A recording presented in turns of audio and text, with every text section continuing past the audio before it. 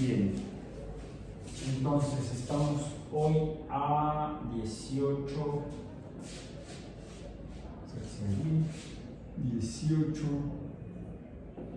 de enero de 2024 en Introducción a la Astrobiología. Y comenzamos a revisar los conceptos relacionados con la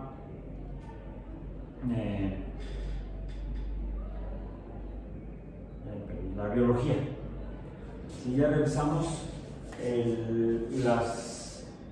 los requisitos físicos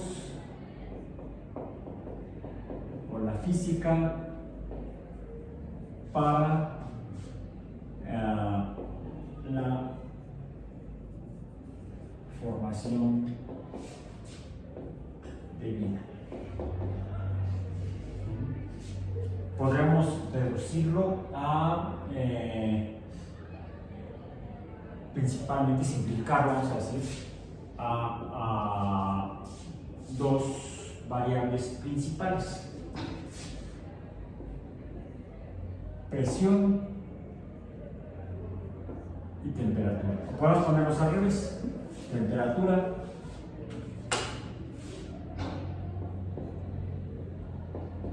y presión. La temperatura, porque de la temperatura depende la existencia de agua líquida, de la cual depende la definición de la zona habitable. Esta es así como en la astrobiología se establece el lugar donde podría formarse vida, permanecer y evolucionar en algún cuerpo astronómico. Dado que la existencia del agua en fase líquida o en estado de agregación líquida depende de, primero, la temperatura, pero también de la presión, porque la relación de estas dos cantidades, que normalmente lo hacemos en esa figura a la que llamamos ¿cuál? Diagrama de fases. El diagrama de fases es ahí donde podemos ver para cada sustancia que existe en el universo cuál es su estado de agregación, y depende de la temperatura y de la presión. Incluso los cambios en las condiciones en las cuales el agua podría cambiar de estar líquida a forma de agregación gaseosa de vapor, o de líquida a sólida, hielo de agua, o incluso cambios entre sólido y gas o vapor, ya sea en el sentido de sólido a vapor o de vapor a sólido. De sólido a vapor le llamamos sublimación, y de vapor a sólido le llamamos sería una buena propuesta. No, se le llama depositación, ¿sí? Porque normalmente al menos en condiciones experimentales convencionales, estándar, vamos a decir, los cristales, es decir, que se forman a partir de los gases, o los fragmentos sólidos que se forman a partir de los gases o vapores, que casi siempre adquieren forma cristalina, ¿sí? Forma simétrica cristalina, no se forman suspendidos en la columna de gas o vapor, sino que requieren casi siempre de la presencia de alguna superficie sólida. Entonces ahí como que se va adhiriendo el gas o vapor, y ahí se van acumulando la materia y se va formando los cúmulos en forma de cristales, sólidos cristalinos. No sé si han tenido la oportunidad de realizar esa experiencia, por ejemplo, con yodo.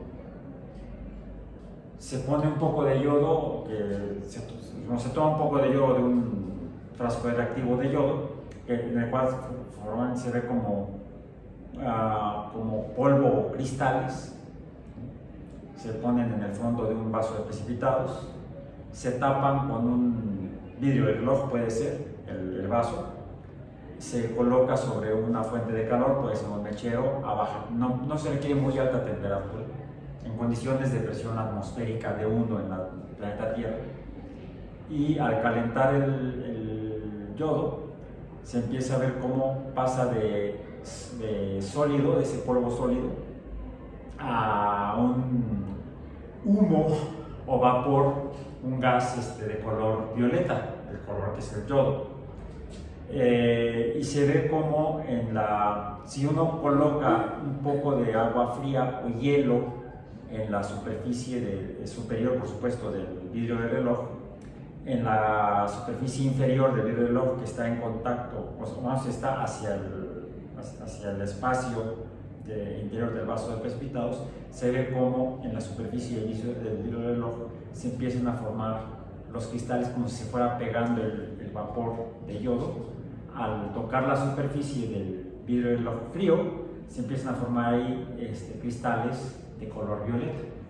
Es el yodo, porque pasó de sólido a gas o vapor a sólido otra vez. En este caso el primer paso sería la sublimación del sólido al gas y luego del gas al sólido. En ningún momento uno observa yodo líquido, yodo en fase líquida. Entonces es ahí donde uno puede ver la sublimación y luego la depositación del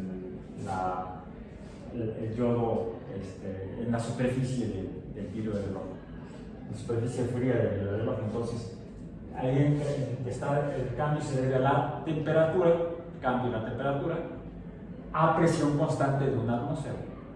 Si uno aumenta la presión, podría uno lograr pasar el sólido calentándolo, aumentando la temperatura, pasándolo de sólido a líquido, se fundiría en lugar de sublimarse. ¿Sí? Y quizá podríamos lograr condiciones de presión y temperatura en las cuales el gas de yodo empezara a condensarse y a pasar de gas a líquido antes de pasar a sólido. De hecho, el paso de sólido a líquido lo conocemos como de sólido a líquido, fusión, se funde. ¿Sí? Y de líquido a sólido, digamos, de gas a líquido le llamamos condensación, y de líquido a sólido le llamamos solidificación o congelación cuando lo hacemos por cambio de temperatura. En general, si fuera por cambio de presión o cambio de temperatura, podríamos llamarle solidificación o el proceso inverso, fusión. Y el caso del líquido a sólido sería entonces solidificación, o cuando mencioné si es en cuanto a temperatura, congelación. Casi siempre pensamos en el agua cuando hablamos de esos cambios, pero se da en cualquier compuesto químico. Toda la materia, al menos en el papel y de acuerdo a un diagrama de fases hipotético, presenta la posibilidad de presentarse en los 3 estados de agregación de la materia y cambiar entre los 3, de uno a otro, al otro, o de uno al último sin pasar por el del medio, que es el caso que mencioné de la sublimación y de la depositación.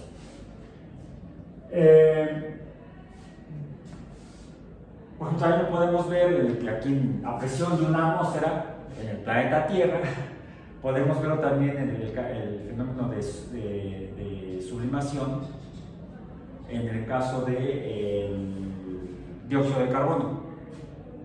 El dióxido de carbono normalmente pensamos tener como un gas, ya sea directamente en la columna de gases de la atmósfera o disuelto en agua, como es en las bebidas gaseosas o refrescos, donde es más evidente, para lo que no hay otra cosa que se interfiera ahí, sería en el agua mineral. uno destapa, al simplemente girar la tapa de una botella de agua mineral, incluso antes de abrirlo, uno gira la tapa y en ese momento, si se pierde la hermeticidad del envase, se observa que se forman burbujas que de algún lado salen del líquido, en la columna de líquido. En realidad salen en todos lados de la columna de líquido, en todas las posiciones de la columna de líquido. Se empieza a ver cómo se forman burbujas, que es el paso del dióxido de carbono que está, ojo, no es que el dióxido de carbono esté en fase líquida, o sea, no se ha licuado el dióxido de carbono, no se ha condensado el dióxido de carbono gas a líquido, sino que está disuelto, mezclado el gas con el agua, debido a que se encuentra a una presión mayor a una atmósfera, a temperatura ambiente de 21 grados, vamos a decir.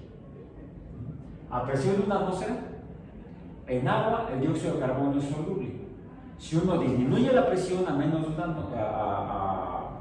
un poco menos de una atmósfera, de hecho estaba más de una atmósfera dentro de la botella de agua mineral. Si uno disminuye la presión, entonces el dióxido de carbono gaseoso se sale de la solución y se manifiesta como gas y forma las burbujas. Y se oye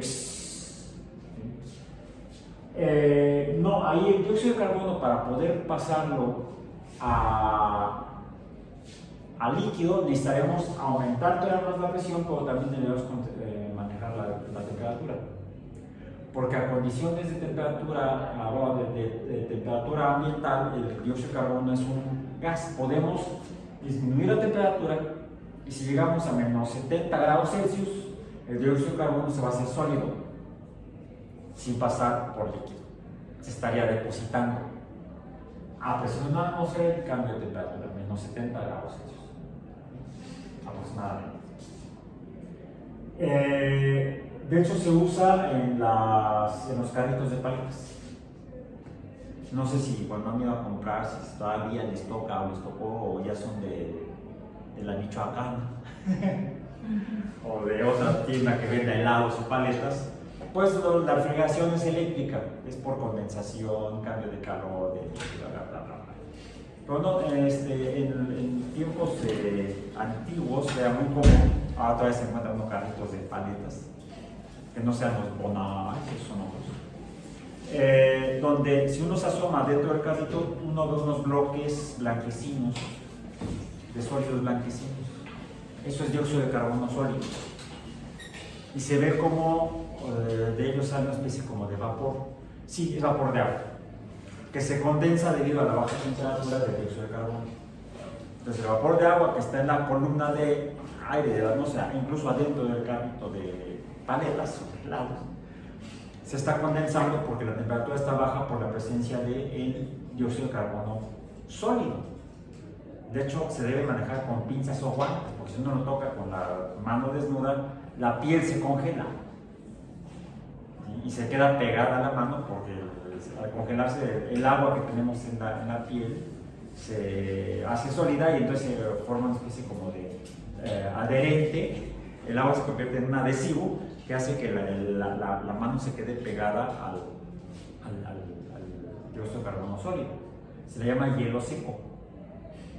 Incluso uno puede llegar a sentir eso, a tener ese fenómeno en congeladores comunes y corrientes que están en los refrigeradores. A veces uno mete la mano y toca la superficie del congelador y se te queda pegada.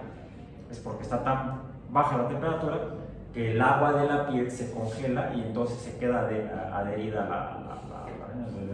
Cuando me pasó a mí eso, recuerdo cuando era niño, siempre me asustaba. ¡Ay, me quedé pegado! No, nada más uno jala y ahí no se arranca la piel. Si uno lo hace en hielo seco, sí, te quedas sin piel. Por eso se tiene que manejar con guantes o pinzas.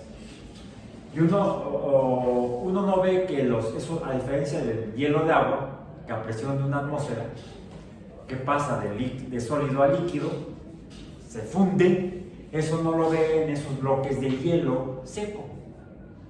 Uno no ve que el hielo seco se esté fundiendo, sino que pasa uno no puede ver realmente porque el dióxido de carbono es incoloro y las partículas son tan pequeñas que no difunden ni reflejan la luz, no presentan dispersión de luz.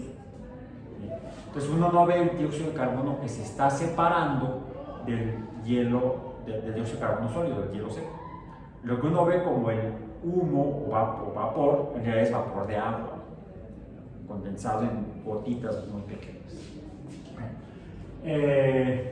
Son propiedades físicas de la materia, en particular del agua. Y esto más para mencionar que toda la materia, cualquier compuesto químico puede existir y existe, quizá en algún lugar del universo, en alguna de las tres fases. Hay algunos lugares donde podemos encontrar la misma sustancia, el mismo compuesto químico en condiciones de presión y temperatura correspondientes en las tres fases. Aquí en el planeta Tierra podemos encontrar agua en fase líquida, junto a agua en fase sólida, junto a agua en fase de vapor. Por ejemplo, en la Ciudad de México es un poco difícil. La última vez que ocurrió fue el 11 de enero de 1967, la última vez que nevó en la Ciudad de México. Sí. Yo tenía 6 años y mi papá me llevó a jugar con la nieve. Y uno podía ver la nieve incluso ya más solidificada como pequeños bloques de hielo junto a fuentes en la Ciudad de México donde el agua que se había congelado en la madrugada, porque la nevada fue en la madrugada, ya se estaba derritiendo, se estaba fundiendo, y uno todavía encontraba tanto bloques de hielo, agua sólida, como agua líquida, como uno las hacía así y salía el vapor de agua. O incluso se podía ver en algunos cuerpos de agua, en algunas fuentes, porque lagos oceánicos ya ven que nos hemos dedicado a secarlos durante los últimos 500 años. Todavía hace poco algunos seguía insistiendo en secar lo que quedaba del lago. Uno, cuando está muy baja la temperatura, sobre cuerpos de agua, pueden ser lagos o fuentes, uno puede ver vapor de agua en la columna de aire. Literalmente, esas pequeñas gotitas acumuladas de vapor de agua, y vapor de agua invisible está ahí también presente, que se puede ver cuando se condensa, si uno pone alguna superficie donde pueda adherirse el agua, se empieza a formar esas pequeñas gotitas, que ya es agua líquida. También el vapor de agua en sí también es invisible, porque no dispersa la luz visible. Dispersa la luz azul de la luz blanca. La luz azul del espectro de la luz blanca es dispersada por el vapor de agua. Por eso es que el cielo lo vemos azul.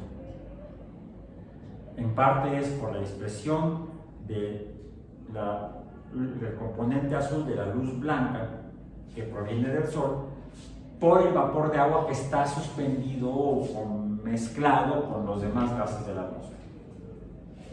También el nitrógeno y el oxígeno dispersan un poco también la luz azul. Por eso es que, por ejemplo, cuando pasó la nave no tripulada o la sonda espacial New Horizons en 2014, en diciembre de 2014 pasó, al finales de diciembre, entre el 31 de diciembre y el 1 de enero, el 31 de diciembre de 2014 y el 1 de enero de 2015, New Horizons pasó a un lado de Plutón. Llevaba varios instrumentos, espectrómetros, cámaras fotográficas, no cámaras de televisión, invisible en realidad, y la sonda envió esos datos a la Tierra, se recibieron, y cuando se vieron las primeras imágenes de Plutón, no de frente iluminado por el sol, sino una vez que la nave pasó, siguió tomando imágenes. Cuando ya estaba del otro lado de Plutón, vamos a decir, a contraluz del sol, pudo tomar fotografías de lo que sería la noche de Plutón, el lado oscuro de Plutón, y se alcanza a ver en algunas fotografías un borde azuloso por arriba de la superficie de Plutón. En otras palabras, Plutón tiene atmósfera, porque había algo sobre la superficie de Plutón que dispersaba la luz del Sol aún a esa distancia de un montón de millones de kilómetros. Ya no recuerdo ni a qué distancia está Plutón. Si pueden googlear algo con la red que está muy lenta hoy, ¿sí? ¿Cuál es la distancia orbital de Plutón al Sol? Si la encuentran ahorita, si no, puede quedar como actividad para reportes. ¿Cuánto? 5.916 millones de kilómetros. Vamos a ver dato. Plutón. Distancia orbital.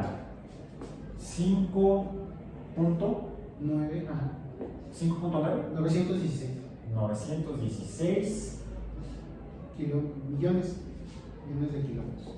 Por 5 millones. No es por 10 a la 9.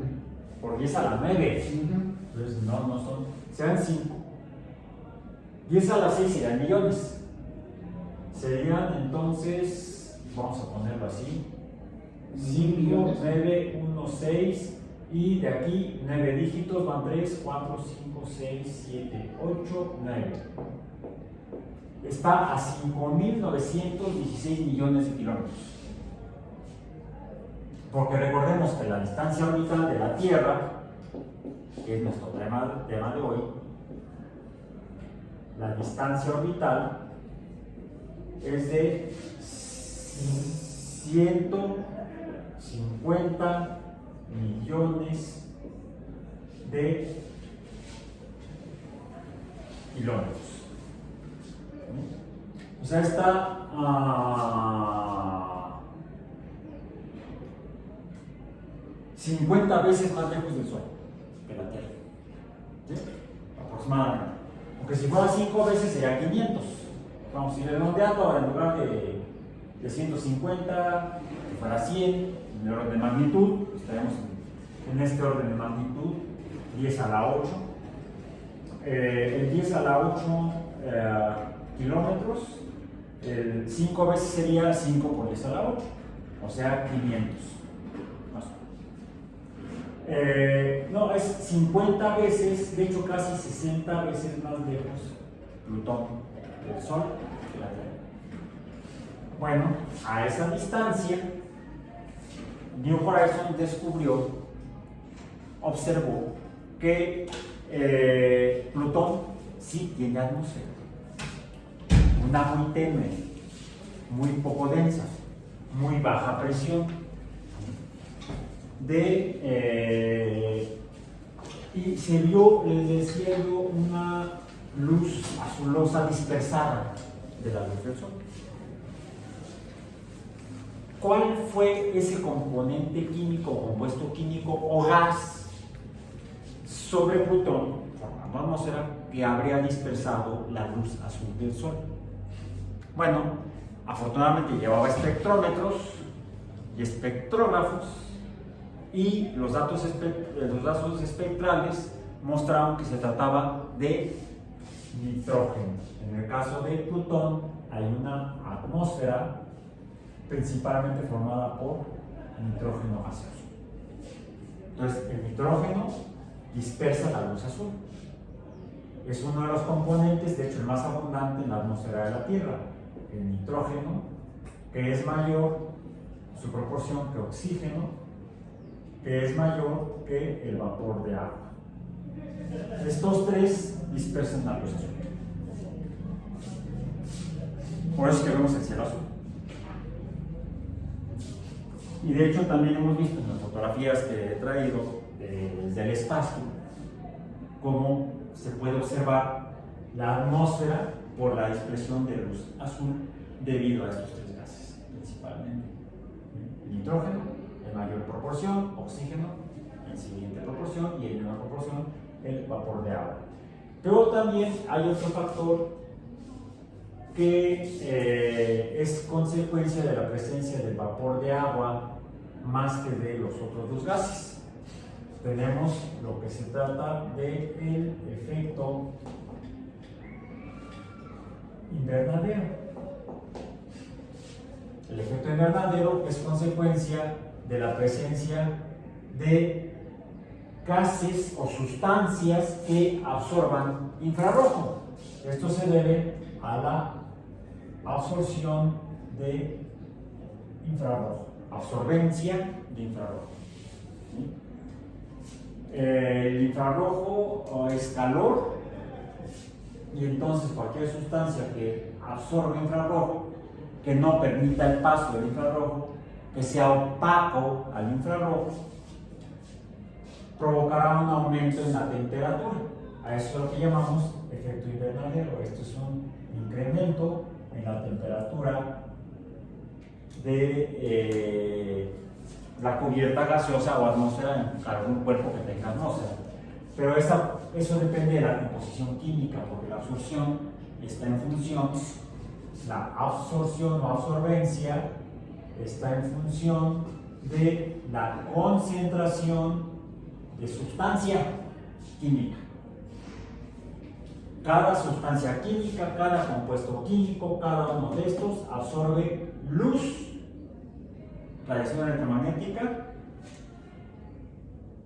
dependiendo de su composición electrónica, de su estructura electrónica. Depende de los orbitales electrónicos existentes en cada compuesto químico, el que absorba o no diferentes colores de luz. Recordemos que el infrarrojo, donde está IR, es un color de luz, invisible a nuestros ojos. Es una luz invisible, no la podemos ver. La podemos sentir, curiosamente. No la vemos, pero sí la sentimos como calor. Tenemos células que son capaces de interactuar con la luz visible. Se encuentran principalmente en la retina. Son conos y bastones, cada uno de ellos interactúa de manera diferente.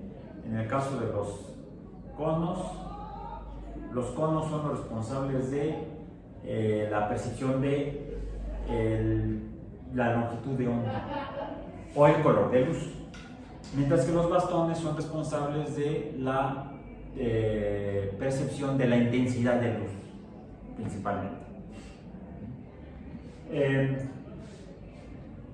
Pero lo hacen solamente en el intervalo de la luz visible, entre el violeta y el rojo. Y hay más luz o más radiación electromagnética que solamente la luz visible. Más allá del violeta está el ultravioleta, el cual nuestros conos, las células de la retina no tienen la capacidad química, los compuestos químicos para que interactúen con la luz ultravioleta, y por eso no vemos el ultravioleta. En cambio, algunos insectos y algunas aves tienen compuestos químicos que interactúan con el ultravioleta, y entonces sí pueden ver el ultravioleta, nosotros no. Y hay más luz por debajo del rojo, por eso le llamamos infrarrojo, porque está debajo del rojo, el cual, hasta donde sabemos en biología, ningún organismo en la Tierra lo puede ver, pero sí lo podemos percibir, lo podemos sentir en diferentes organismos, al menos reptiles, aves y mamíferos. Así como los conos y los bastones son las células cuyos compuestos químicos interactúan con la luz ultravioleta en algunos organismos, visible en muchos otros. Hay otras células, pero que no están en la retina de los ojos, sino en la epidermis, que interactúan con la luz infrarroja, con el calor. Por eso sentimos el calor, debido a esas células termosensibles o termosensoras. Casi nunca se menciona, y de hecho son de no muy antigua identificación o descubrimiento, ese tipo de células termosensoras que serían responsables de un sexto sentido. No es usa el sexto sentido, no. El sexto sentido sería, después de los 5 que todo el mundo habla y menciona, que son la vista, el gusto, el oído, el olfato y el tacto, sería la termosensión. Es diferente al tacto, que el tacto sería una sensibilidad a la presión, sería una barosensibilidad, o sensibilidad a la presión. Recuerden que el medidor de presión se llama barómetro. Entonces la barosensión o la barosensibilidad se llama la sensición al tacto, a la presión. Sentimos las cosas por presión, por contacto físico debido a la presión, fuerza sobre aire. En cambio, la temperatura la sentimos por otro sistema que se relaciona con el infrarrojo. Entonces no vemos el infrarrojo, pero sí lo sentimos. Bien, entonces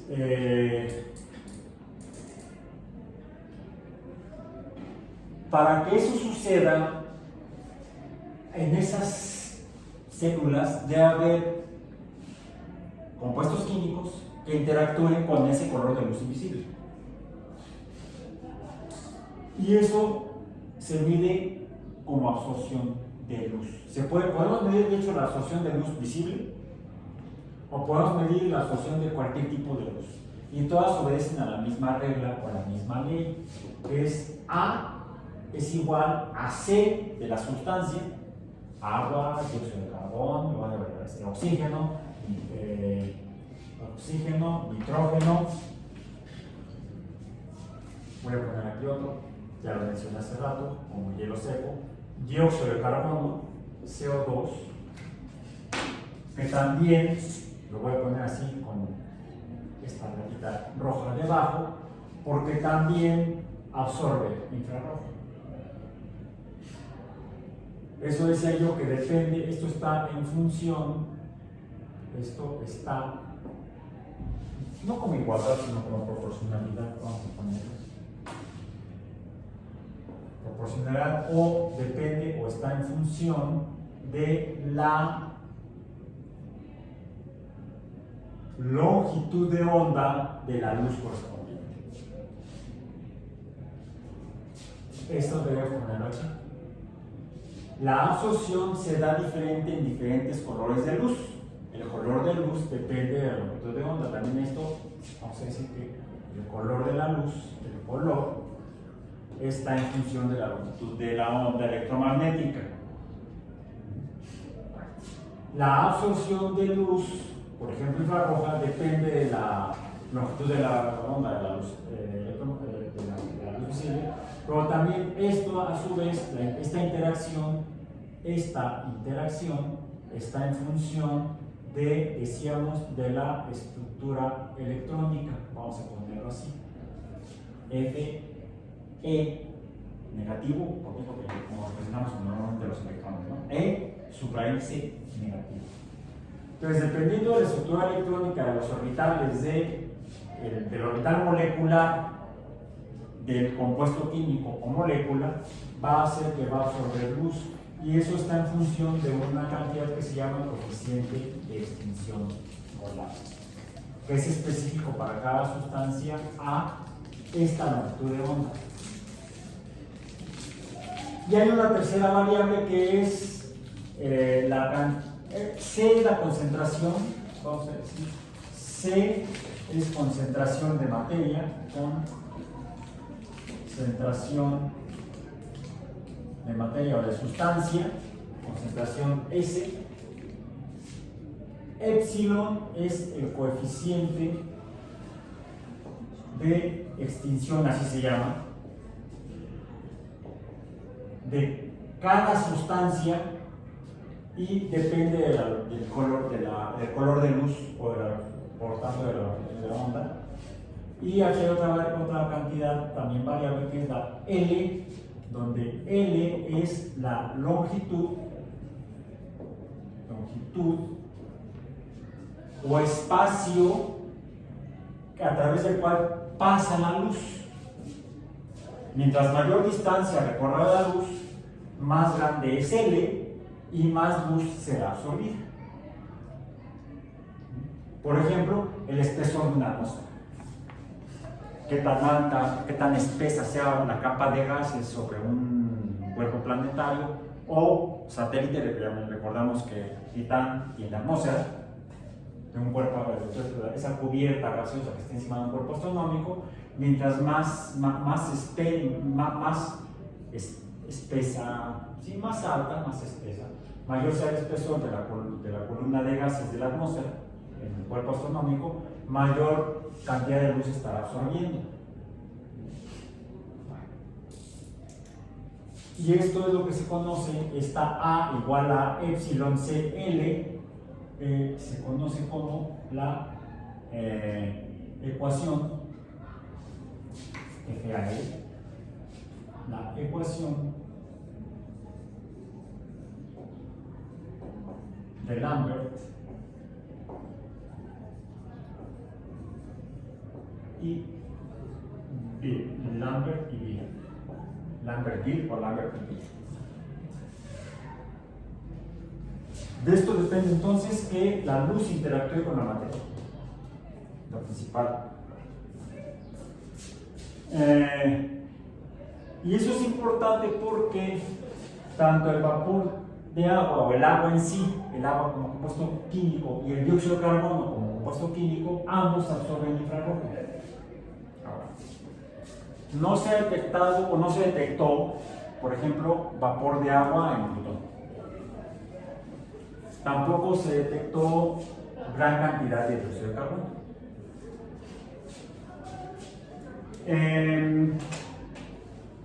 Para ponerlo como comparación, Venus,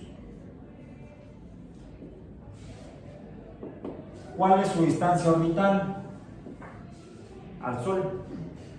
Creo que es como de 100 millones de kilómetros, números aproximados, ¿sí? Si no, por ahí alguien coteje o verifique googleando el dato.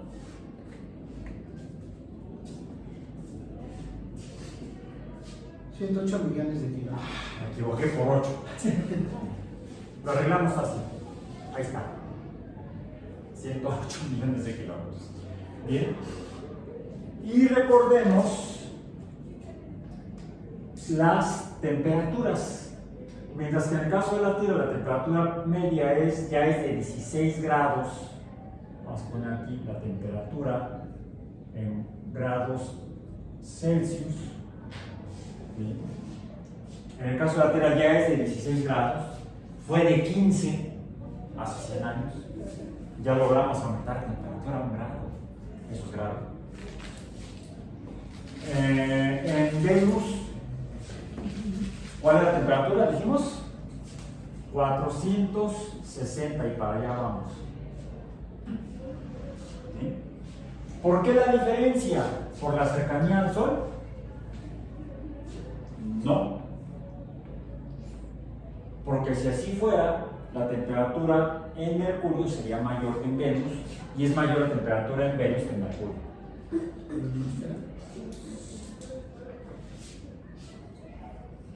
Recordemos que la atmósfera tiene un 90%, 95%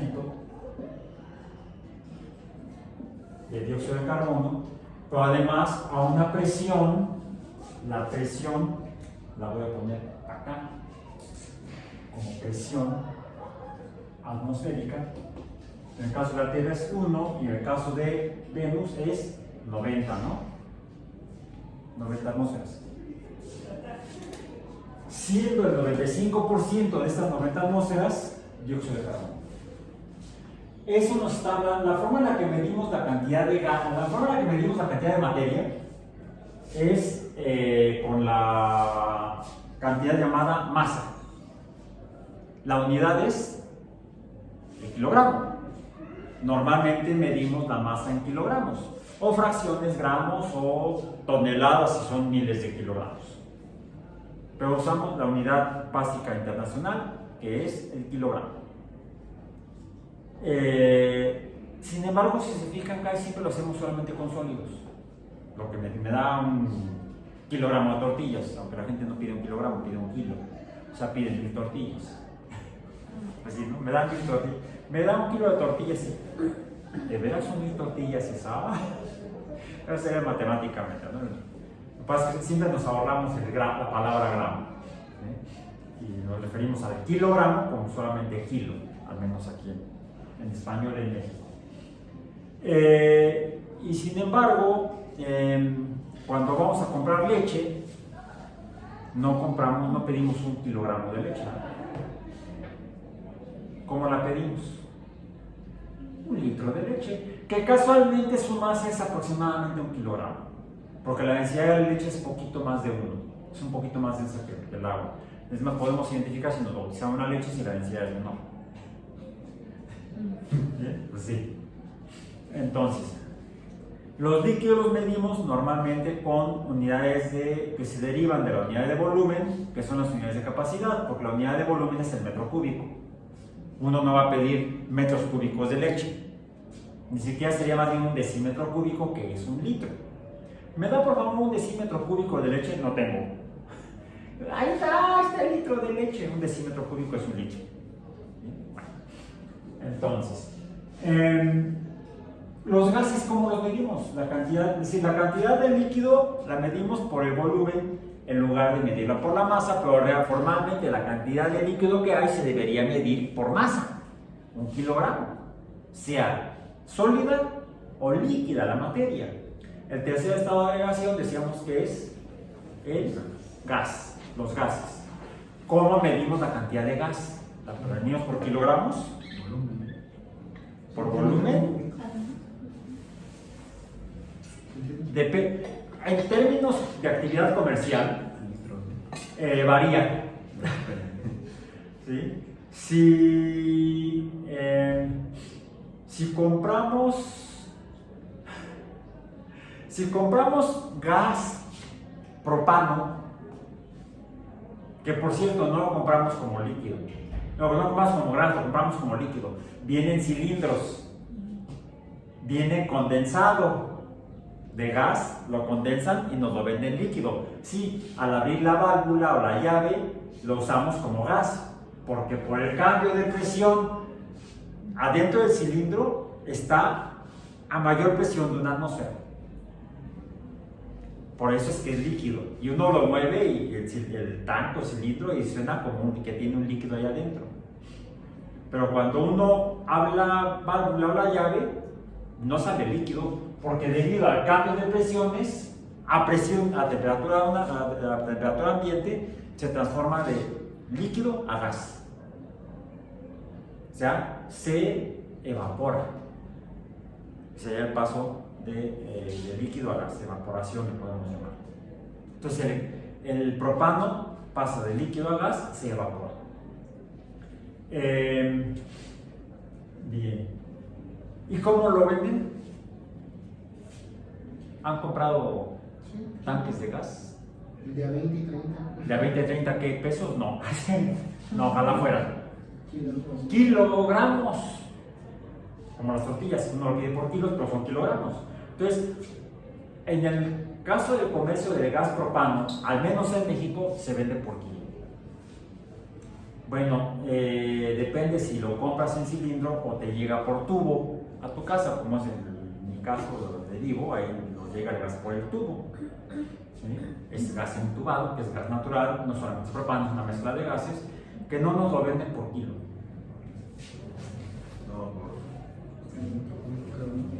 Es un lío. Pascal. No, por presión.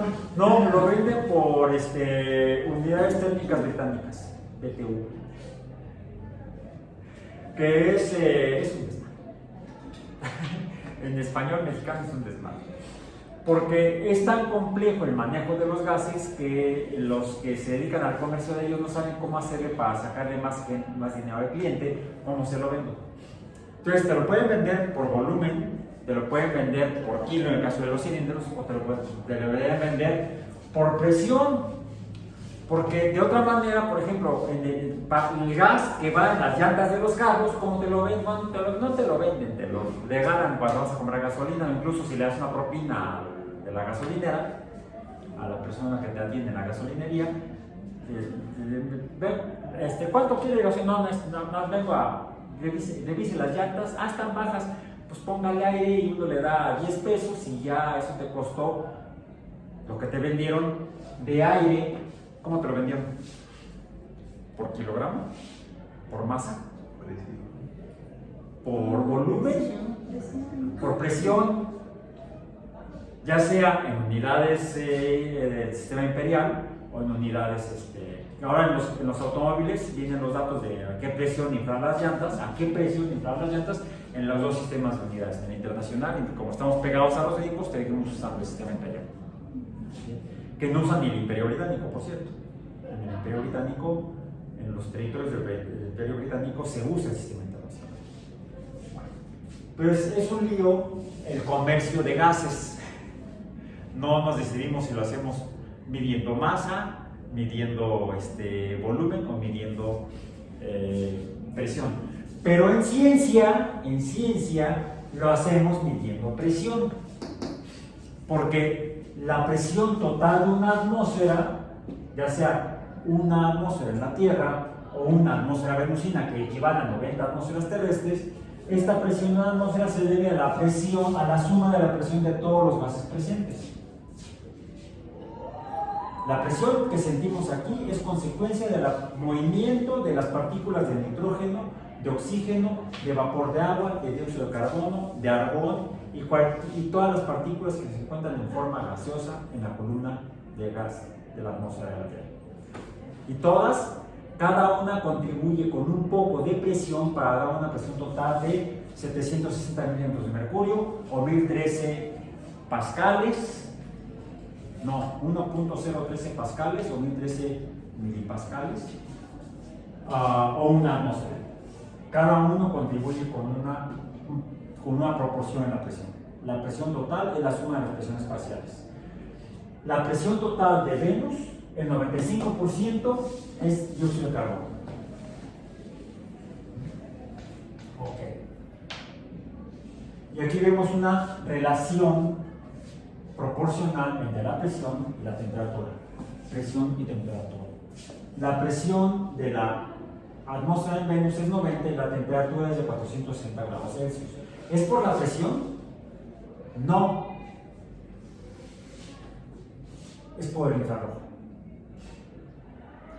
Mencionaba yo, cada sustancia, dependiendo de su estructura electrónica, va a absorber luz de diferentes colores. Por ejemplo, las clorofilas de las plantas vasculares. Son dos tipos de clorofilas. ¿Cuáles son? La A y la B. ¿Sí? Las bacterias fotosintéticas tienen bacterioclorofila. Por cierto, son alfa y beta. También tienen dos. ¿Sí? Parece que hay una relación evolutiva entre las clorofilas, desde las bacterias fotosintéticas hasta las plantas vasculares en el planeta Tierra. ¿Qué color de luz absorben las clorofilas? Pasamos de la física a la biología.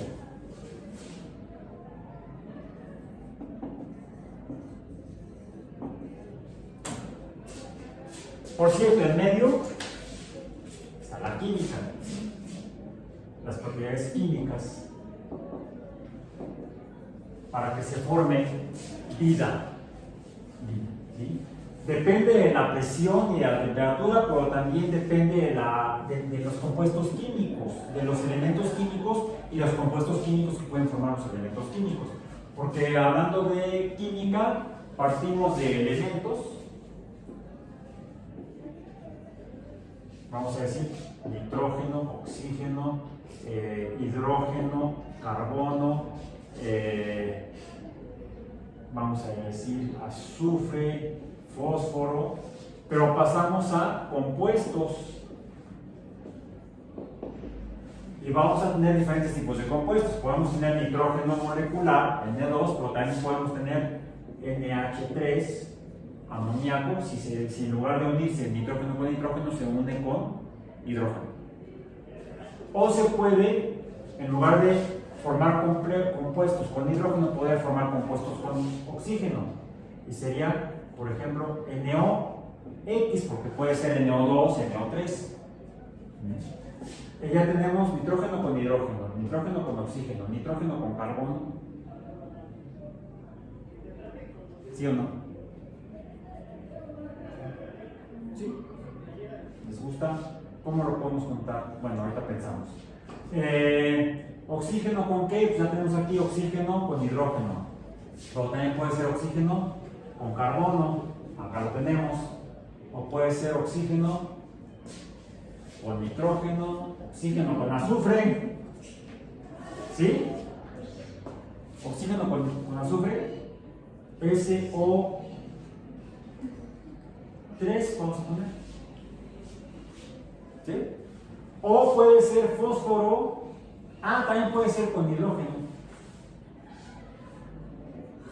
HS, ácido sulfídrico, o puede ser fósforo con oxígeno, PO4, o puede ser, es más, puede ser H3PO4, aquí tenemos los tres elementos químicos, hidrógeno, oxígeno y fósforo, o puede ser H2SO4.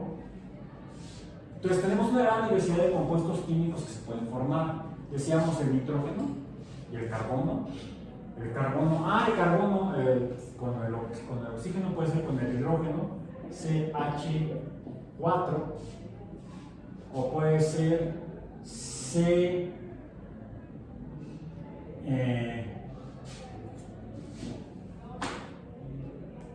HCN, ácido cianhídrico.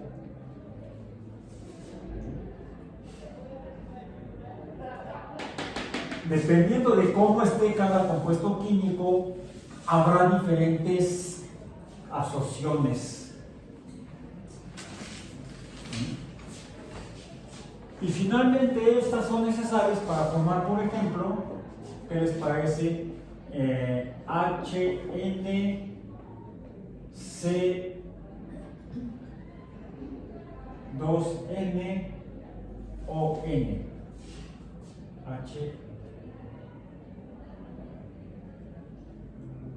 Sí. Déjenme ver, no. A ver. C6. No, es al revés. Sería CnH2nOn. ¿Sí? ¿Qué es esto? Lo pusimos también en la clase pasada. Azúcares. ¿Bien? O podríamos tener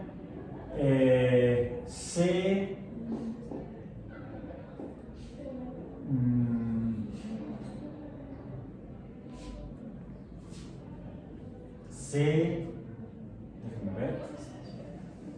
Necesitamos sería carbono, oxígeno, carbono, nitrógeno. Ahí está. ¿Eso qué es?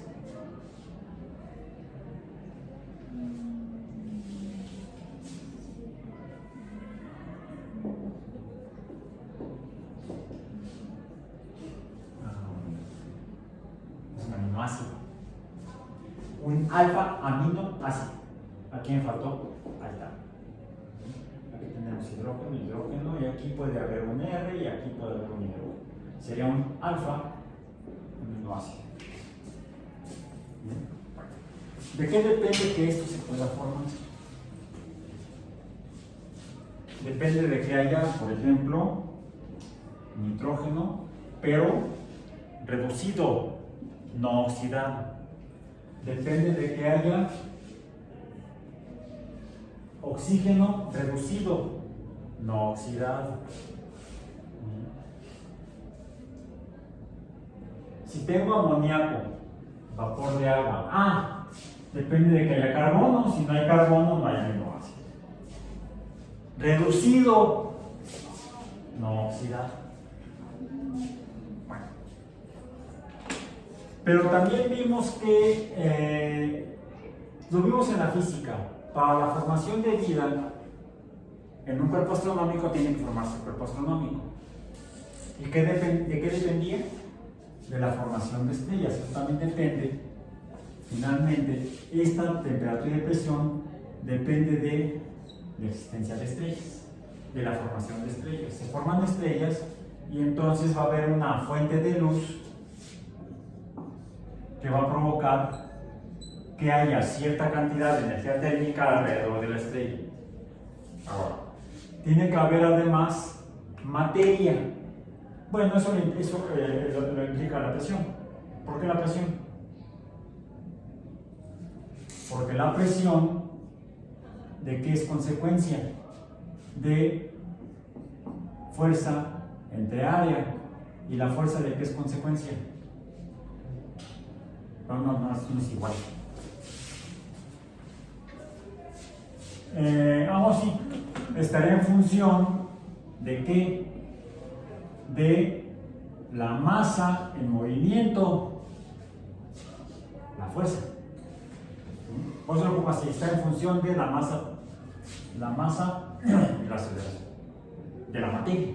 La materia está en movimiento, entonces hay fuerza, hay presión. Ok. Entonces, esto implica la existencia de materia. ¿Y la materia en qué forma existe?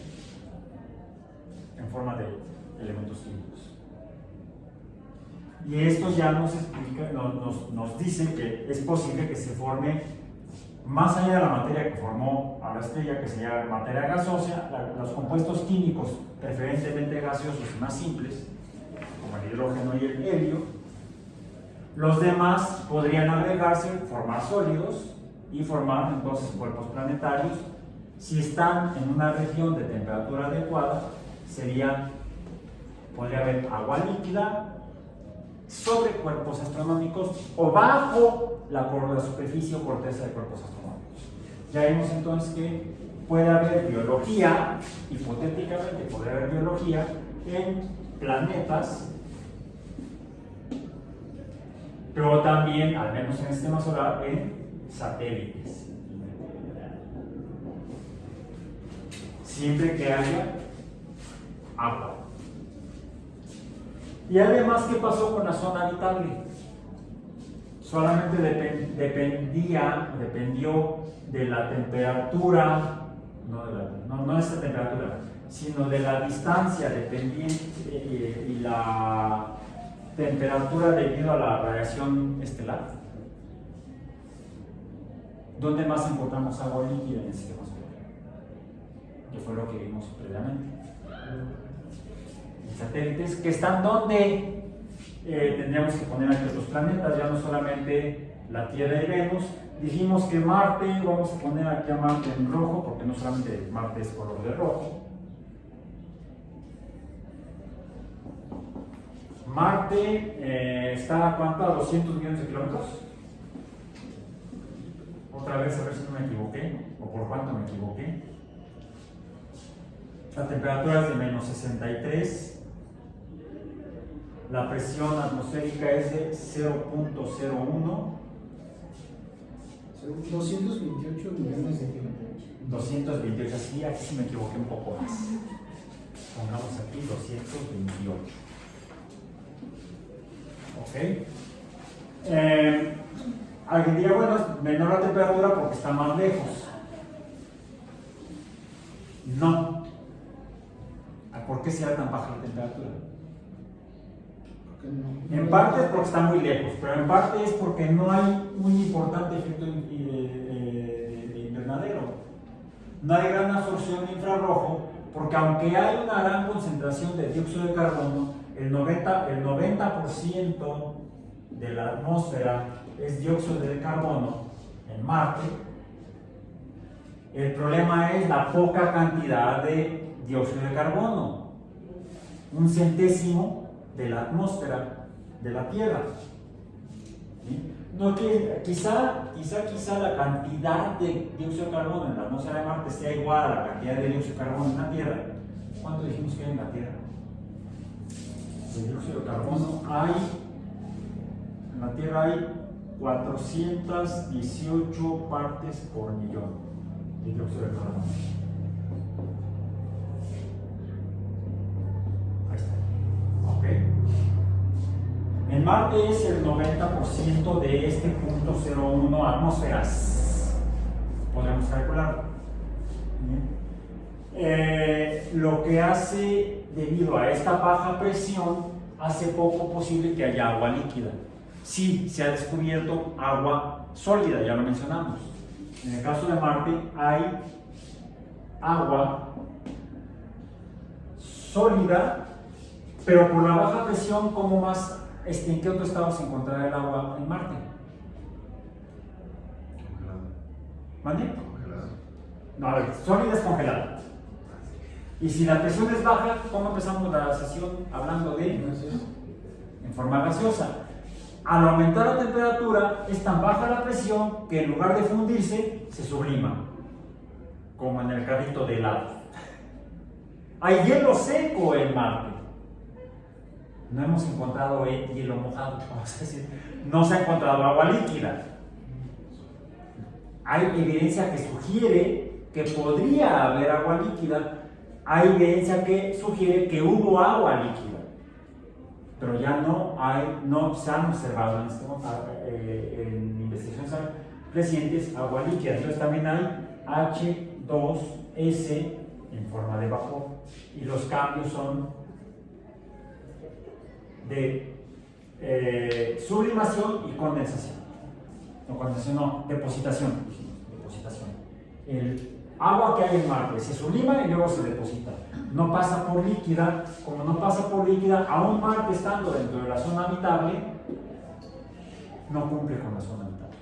Venus, aunque está en la zona habitable, no cumple con condiciones ecológicamente iguales para la vida. Pero, ¿qué sucede con la zona habitable? La zona habitable se extiende a los satélites, al menos de Júpiter. Distancia orbital, de una vez, díganme. 500 y tantos, ¿no?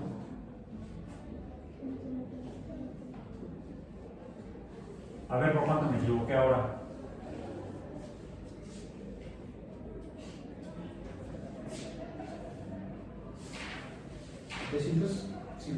¿Cuánto? millones. 750 millones. Me equivoqué por mucho.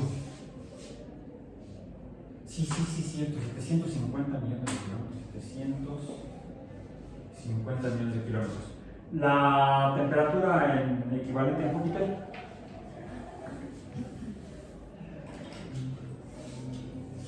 Temperatura. 20.000 grados Celsius. ¿Cuánto? Aquí, bueno, 20.000. A ver, ven. No dice nada. El problema es que en mi tableta ya ves que está pelas y esa ya tenía yo la tabla de datos del Godard. El rango entre 930 y 1330 grados, así dice CENIL. Pero ya más abajo dice que sí es 20.000. ¿Por qué 20.000? Era verano. Era verano. ¿Por qué Júpiter?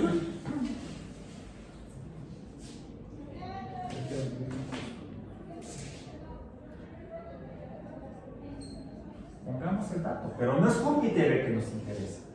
Estamos hablando de los satélites. Ah, no, dice que la atmosférica es de 930 a 1330, la de 20.000 es la del núcleo. La del núcleo, no, pues no. Sí. ¿Cuánto dijiste? 930 a 1330 grados. Digamos que está en el orden de 1 por 10 a la 3. 900 es casi 1000 y 1000 un poquito está no muy lejos de 1000. 1 por 10 a la 3. ¿Sí?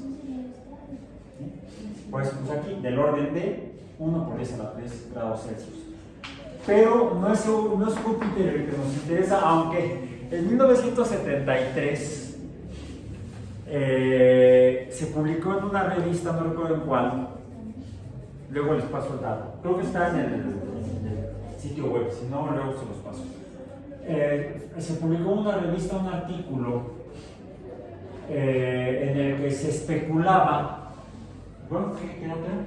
Es que me parece que es, bueno, la mínima es menos 129 grados Celsius y la máxima menos 50.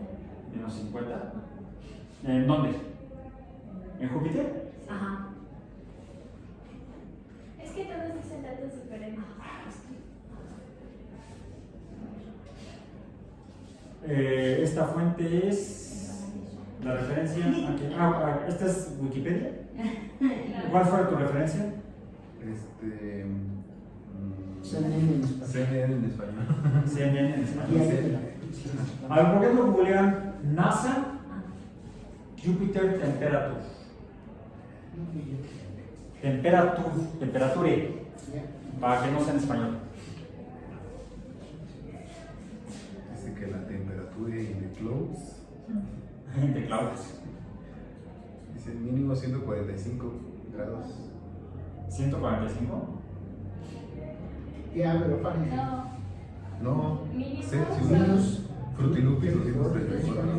¿Cuánto? 145 degrees Celsius. Sí. 145 Celsius.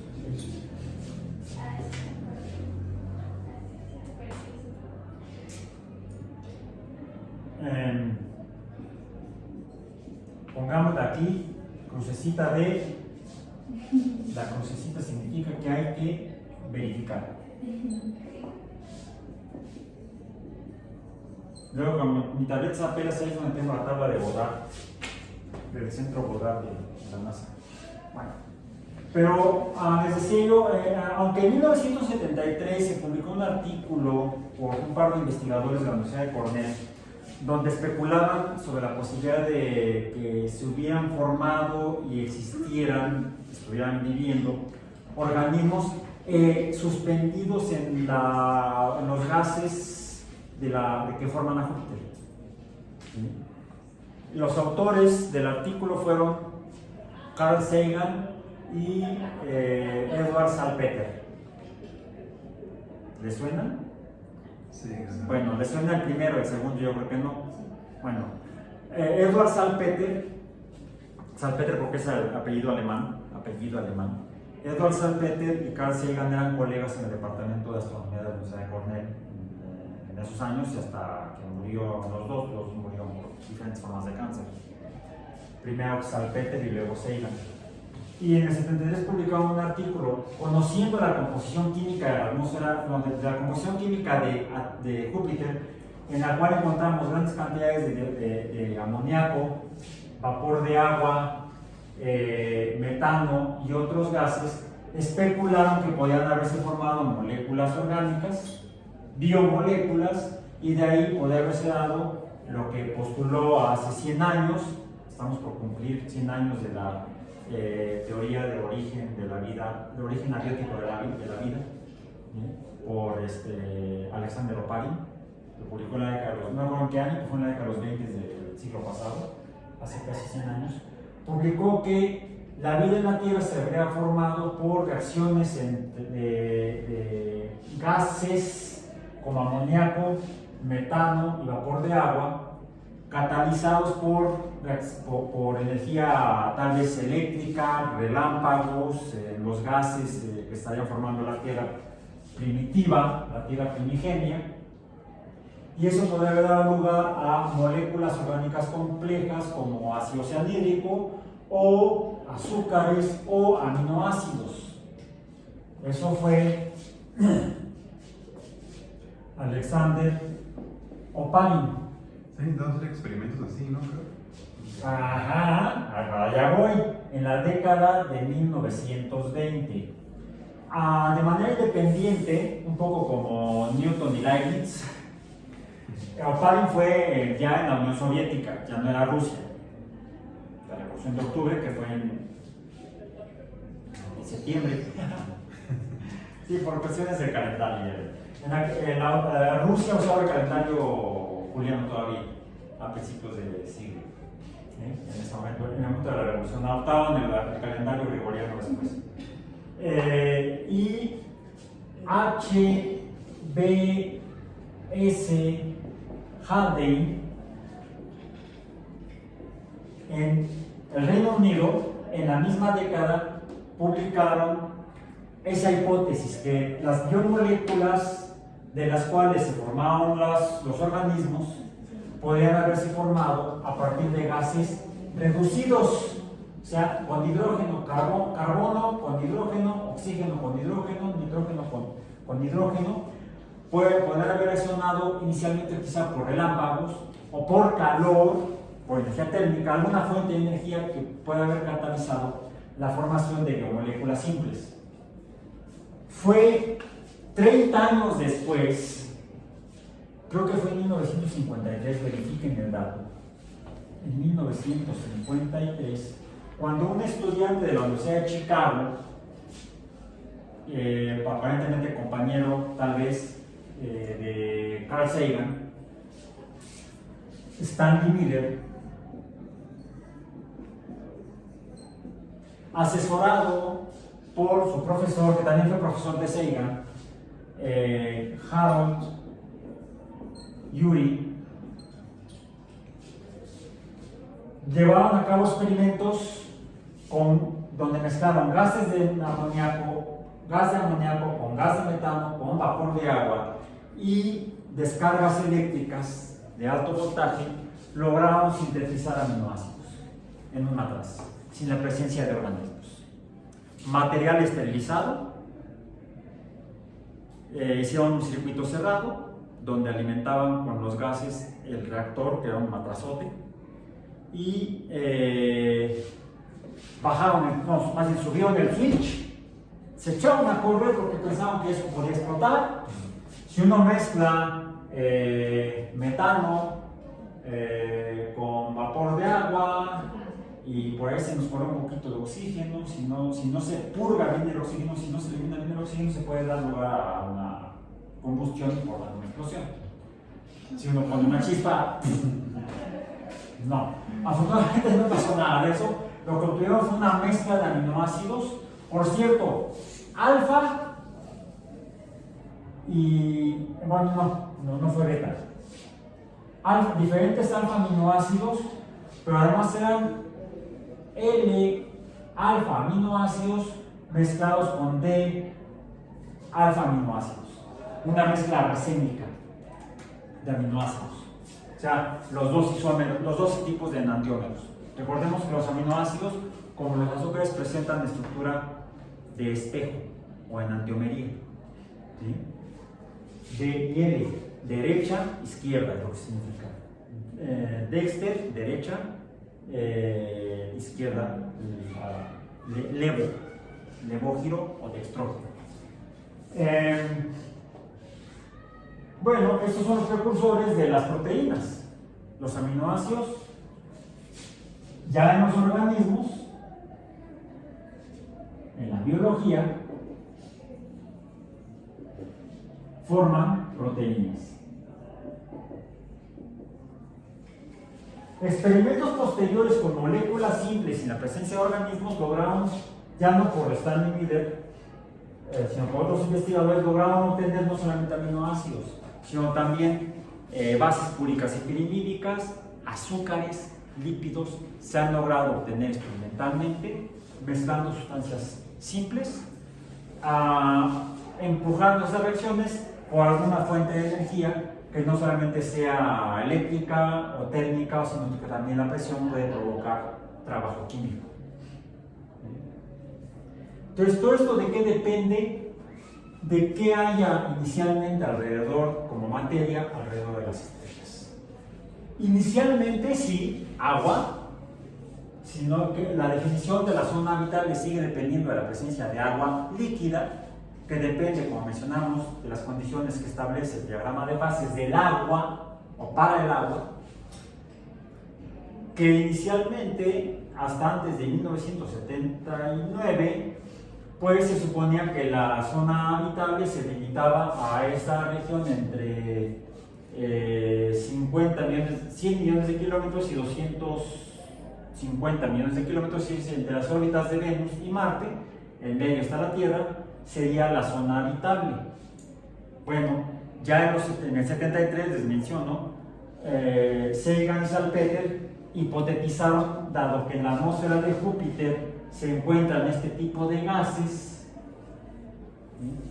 pues quizá, y además se han observado ya, la misión Juno, actualmente vigente, ha tomado fotografías y un montón de datos con sus sensores, datos científicos diríamos, de Júpiter en sí, en el que se ha podido identificar efectivamente actividad eléctrica, relámpagos, vamos a decir. Sí habría relámpagos que pueden estar haciendo o provocando reacciones entre los componentes químicos del cuerpo de Júpiter, atmósfera o cuerpo, no sé ya cómo llamarle a esa cosa que está ya a 750 millones de kilómetros orbitando el Sol.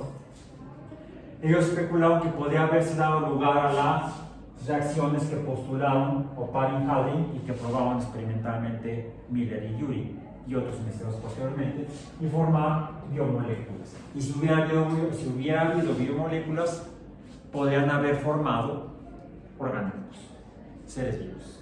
Y especulaban en ese artículo bastante extenso de 1973. Incluso Sagan lo cita ese artículo en un capítulo de la serie de Cosmos de 1980. Está en internet, en YouTube, busquen el capítulo correspondiente. Y en mi biblioteca personal, luego les paso el vínculo, está disponible una versión en PDF del libro. Todavía lo encuentran en librerías, o en librerías de viejo. Sí, ya es un libro viejo, es de 1980, el libro de Cosmos. Y ahí también describe de manera abreviada el artículo de 1973 por él y Salpeter. Y es más, lo vi también citado mencionado brevemente ese artículo del 73.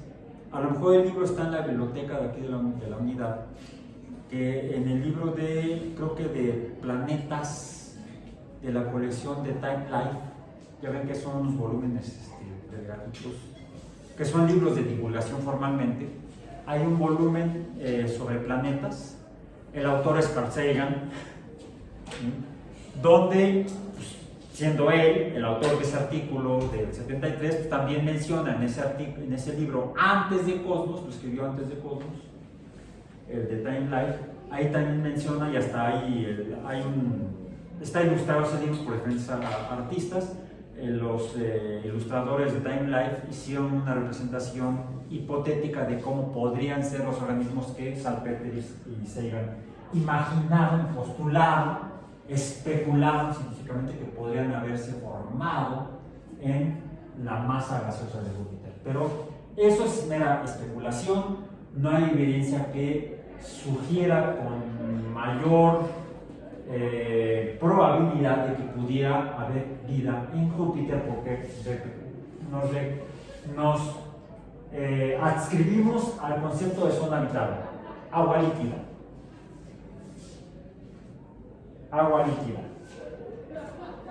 En Júpiter no se ha encontrado agua líquida, a pesar de las investigaciones iniciales de las Voyager, a pesar de los años que operó la sonda Galileo, a pesar de la penetración de la sonda que llevaba Galileo, no recuerdo el nombre de la sonda, Giotto creo que se llamaba la sonda. Siempre se le pone un nombre a las naves espaciales, incluso las no tripuladas.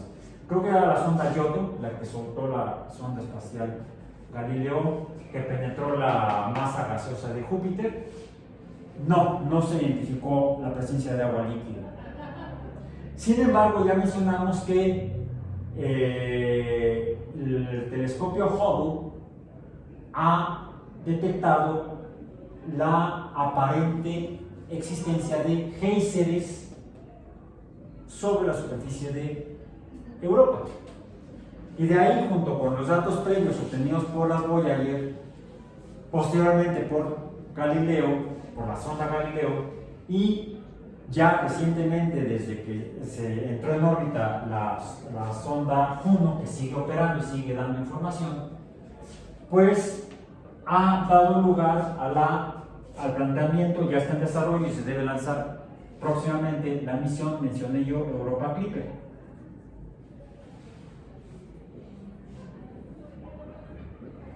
Porque es muy alta la probabilidad de que haya agua líquida en Europa. Ahora, si la materia que formó a Júpiter y que forma a Júpiter contiene estos compuestos químicos, probablemente también proporciones importantes de los demás que tenemos aquí. ¿Por qué digo los demás que tenemos aquí? ¿Son importantes para la vida estos? ¿Sí o no y por qué? Por ejemplo, ya dijimos, el agua sí. El amoníaco Pues el experimento de Miller y Urey demuestra que sí, porque la mezcla de amoníaco, agua y metano da lugar a aminoácidos. Y estos se encuentran en el cuerpo de Júpiter. Quiere decir que Júpiter se forma a partir de esa materia orbitando a la nube de polvo, en la nube de polvo alrededor del Sol. Hace 5.000 millones de años que se formó el Sol, y en los cientos de millones de años posteriores esta materia siguió orbitando y siguió creciendo y formando planetas, los cuales se formaban entonces con esta materia. Sí, en la zona habitable y más adentro se formaban planetas, quedó materia sólida, más bien quedó materia sólida, y quizá la mayor cantidad de gases fueron barridos por el viento solar. Por eso es que Mercurio no tiene atmósfera. Formalmente no tiene una atmósfera, aunque sí es cierto, debido a la cercanía al Sol y la gran cantidad de energía térmica proveniente del Sol y que llega a Mercurio, hace que algunos metales que forman la corteza de Mercurio sublimen, porque la presión es muy baja, y hubo una misión que se envió a Mercurio, la misión Messenger, la misión Mercurio. ¿Por qué Mercurio? Mercurio era el mensajero, ¿no? Lo que significa Mercurio, mensajero. Hermes, el mensajero. Se llama Messenger, la sonda espacial de la NASA que enviaron a estudiar Mercurio, y sus espectrómetros detectaron la presencia de gas, de metales gaseosos saliendo, sublimándose de la superficie de Mercurio. Pero no permanecen en Mercurio, son barridos por el viento solar. Parece que entre algunos miles de millones de años Mercurio se va a deshacer, aunque el Sol no se expandiera, porque se está sublimando Mercurio por estar tan cerca del Sol. No hay atmósfera formalmente en Mercurio. En la Tierra tenemos una atmósfera decente de una atmósfera. En Venus, yo no entiendo por qué es tan densa hasta la fecha. ¿Sí? Tendría que ser menor, ¿no? Está más cerca del Sol, la energía térmica es mayor, el viento solar que llega a Venus es al menos un orden de magnitud más grande que el que llega a la Tierra. No debería haber suficientes gases, tantos gases en la atmósfera de Venus, porque además su masa es incluso un poco menor a la de la Tierra, es menos denso. Si recordamos los datos que hemos realizado, Venus es un poco menos. Son casi del mismo diámetro que la Tierra, el mismo radio planetario o diámetro planetario, la densidad es un poco menor, la gravedad es muy parecida, y sin embargo su presión atmosférica es 90 veces mayor a la de la Tierra. En la Tierra se conservan gases como cuáles, que dijimos, nitrógeno, oxígeno, vapor de agua, dióxido de carbono y otros, pero no hay hidrógeno ni helio en la atmósfera. Sí hay helio porque lo vemos en los globitos, ahí en los parques para los niños, o en los globos comerciales que se inflan con helio para que floten y se hacen. Tienen diferentes usos, pero ese helio está atrapado en la corteza terrestre. Sí había helio en la nube planetaria cuando se formó la Tierra, y parte de ese gas se quedó atrapado en la corteza, gas de helio, pero hidrógeno gaseoso no hay. Ese fue barrido por el viento solar. Lo mismo pasó en Marte, pero en Júpiter encontramos gases pequeños, gases que no hay en la atmósfera terrestre. De hecho, ¿cuál es el peso molecular del nitrógeno? Peso molecular.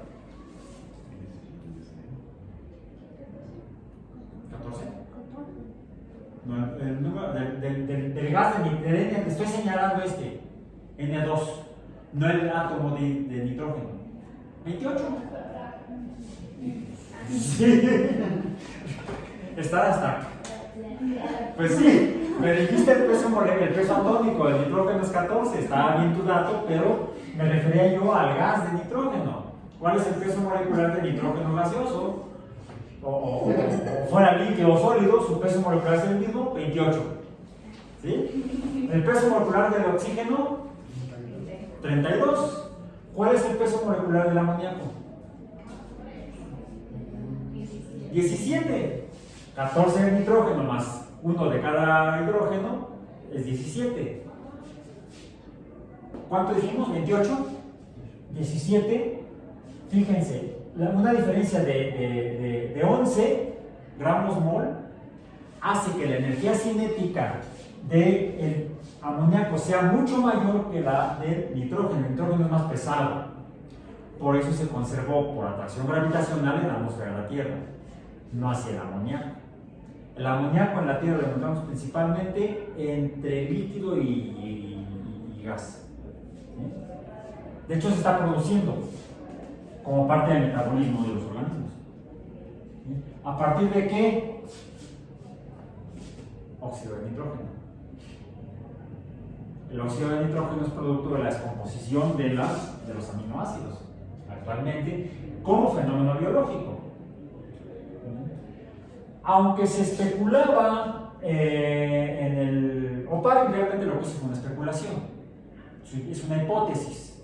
La hipótesis de Oparin y Halley propone que la atmósfera de la Tierra primitiva, la primera atmósfera que tuvo la Tierra, los primeros gases que se conservaban sobre la superficie de la Tierra, deben haber sido gases reducidos, no oxidados, porque especulaba Oparin y Halley que no habría oxígeno libre en la atmósfera. Tendría que ser gases reducidos, que es el que se encuentra en los planetas más lejanos, ¿sí? Como Júpiter. No se encuentra poco gases oxidados, poco dióxido de carbono, poco dióxido de carbono, pocos óxidos de nitrógeno. Especulaban que estos serían consecuencia de procesos metabólicos, por lo tanto de fenómenos biológicos. Esto de la respiración, por ejemplo, y esto de la oxidación de aminoácidos.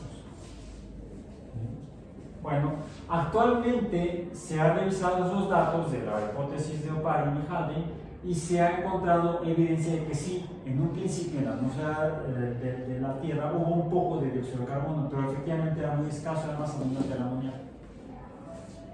¿Cómo podemos identificar eso? Revisando rocas antiguas y viendo qué tan oxidadas están. Las rocas más antiguas están poco oxidadas. ¿Por qué? Porque no había tanto oxígeno libre. De hecho, no había oxígeno libre. Si había dióxido de carbono en la nube planetaria, se ha identificado dióxido de carbono en el espacio interestelar. Pero es menos abundante que los gases reducidos. Ok. Entonces, la materia reducida es la que forma a los cuerpos, o formó a los cuerpos hace 4.500 millones de años aproximadamente. Unos pocos cientos de millones de años después de la formación del Sol. Con eso se formó todo esto. Esta es la materia que conforma Júpiter, que conforma Europa, la misma materia.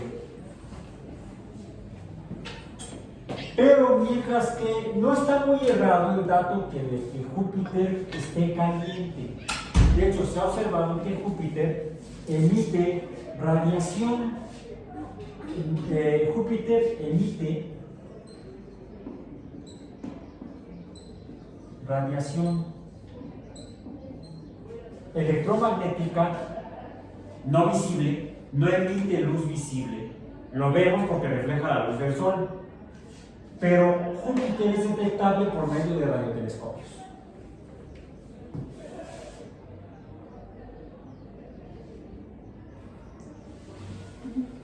No así, o no tanto, vamos a decir, por ejemplo, Marte. Venus sí, debido a la alta temperatura. Venus emite radiación. Después por debajo del visible, por debajo del rojo, está el infrarrojo, es calor. Y por debajo del infrarrojo, ¿qué radiación electromagnética? ¿Qué luz electromagnética?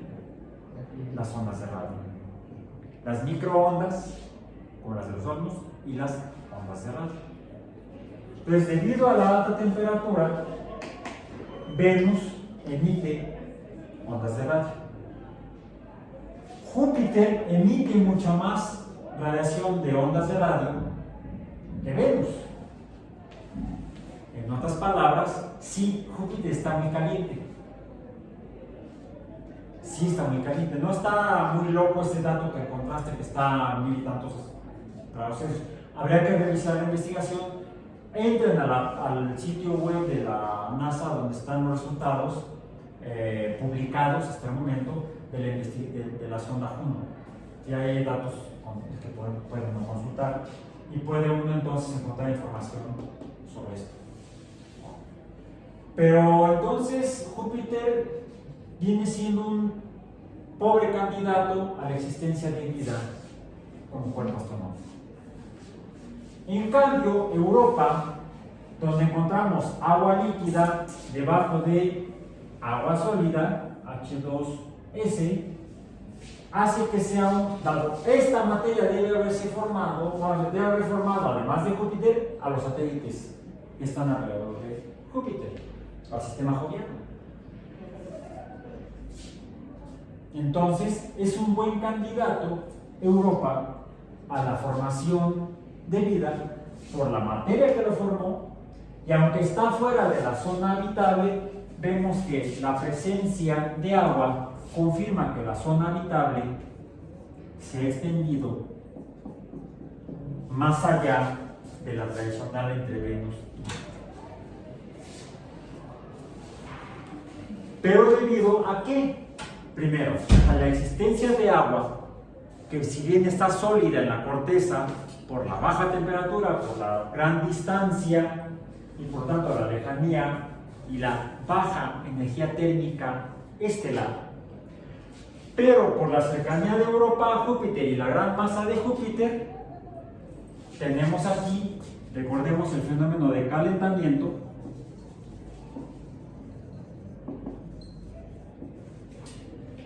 por mareas, que son las que llevan, aquí sería por calentamiento, por mareas, CM, que el agua sólida debajo de la corteza helada de Europa pudiera estarse fundiendo, no habría sublimación. Hay la presión suficiente para que el agua debajo de la corteza, en lugar de sublimarse, se funda y produzca agua líquida. Hay agua líquida, muy alta la probabilidad de que haya agua líquida debajo de la corteza helada de Europa, y la materia que formó a Europa debe haber sido la misma materia que formó a Júpiter. Y esa materia en la Tierra formó aminoácidos, proteínas y seres vivos. Por eso es que Europa es un buen candidato. El otro, ya mencionamos, el otro planeta sería Saturno, cuyo satélite mostró, y de manera más cercana, porque en el caso de Europa fue por el telescopio Hubble que está orbitando la Tierra. ¿A qué distancia está el Hubble de Júpiter o de Europa? ¿A qué? 600 millones de kilómetros, cuando estamos muy cerca. Cuando estamos del mismo lado, orbitando al Sol, la Tierra y Júpiter, 750 menos 650, estamos hablando de 600 millones de kilómetros, lo más cercano que podemos estar. A 600 millones de kilómetros, el Hubble pudo detectar lo que parece ser agua líquida por encima de la corteza de Europa. Y eso ya justificó enviar una nave espacial. En Saturno, fue la sonda Cassini la que detectó en Enceladus, qué fea, las tesis salen muy feas el día de hoy.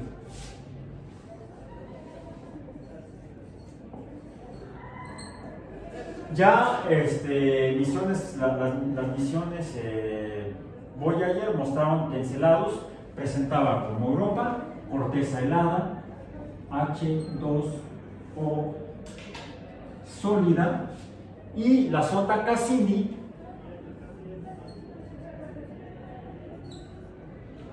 encontró los géiseres, agua líquida.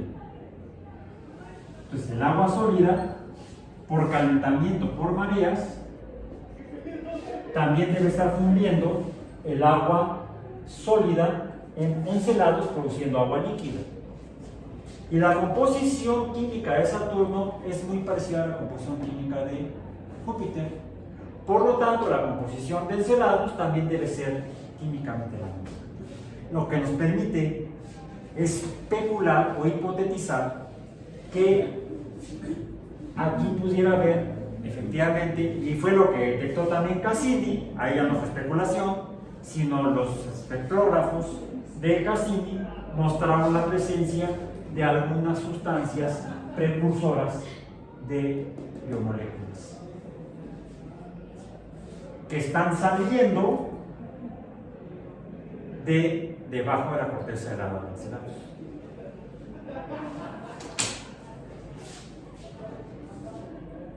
Terminamos nuestra sesión de hoy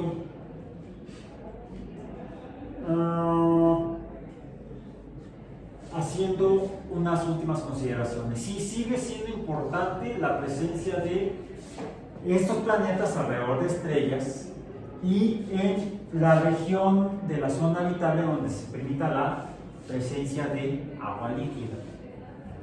Dependería entonces inicialmente de qué tan cerca están los cuerpos astronómicos, planetas o satélites de su estrella,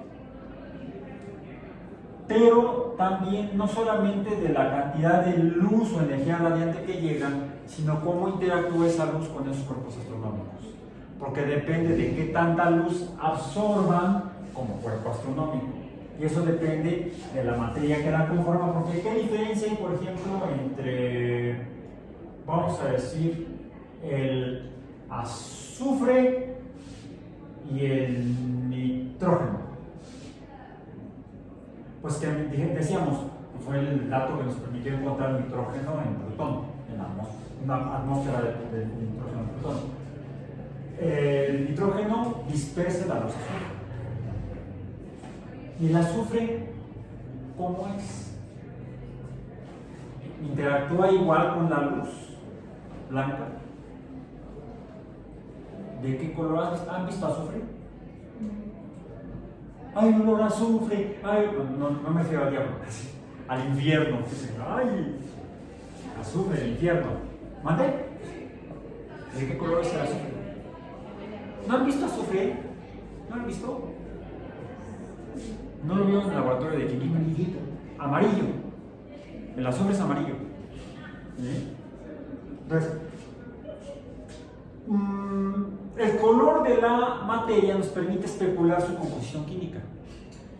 Ya lo mencionamos, hay una relación intrínseca entre la interacción de la luz y el color de la luz.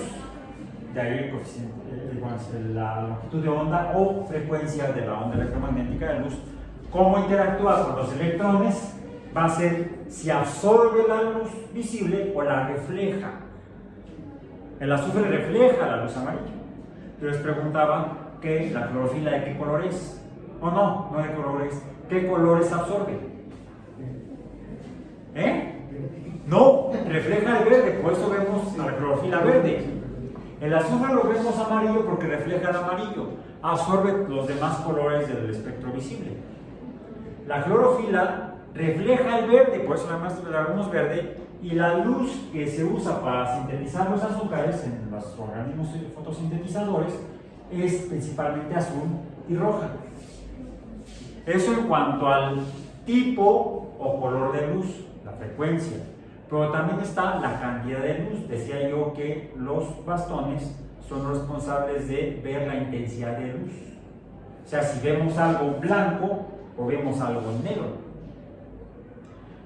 No solamente porque absorba la luz, sino la luz que refleja. Y ya mencionamos ese concepto previamente. El albedo o la reflectividad, la reflectancia de la luz blanca, de la luz toda en su conjunto de la región visible, la luz blanca. ¿Qué tanta luz blanca refleja un cuerpo? Es el valor del albedo. Recordemos que el albedo es más grande si el objeto es blanco y es 0 si el objeto absorbe. De hecho, esta playera, que además ya está medio pálida, nunca ha tenido un albedo de 0. Ha sido cercano a 0. Y este pizarrón no es completamente blanco. Tiene un albedo cercano a 1. ¿Bien? Bueno, históricamente, desde un punto de vista geológico o astronómico, así como hace 5.000 millones de años se formó el Sol ha ido cambiando su composición química porque al formarse la estrella, los átomos de hidrógeno colisionan y emiten la luz de las estrellas. Pero al colisionar se fusionan y forman nuevos elementos químicos: helio, litio, berilio, etc.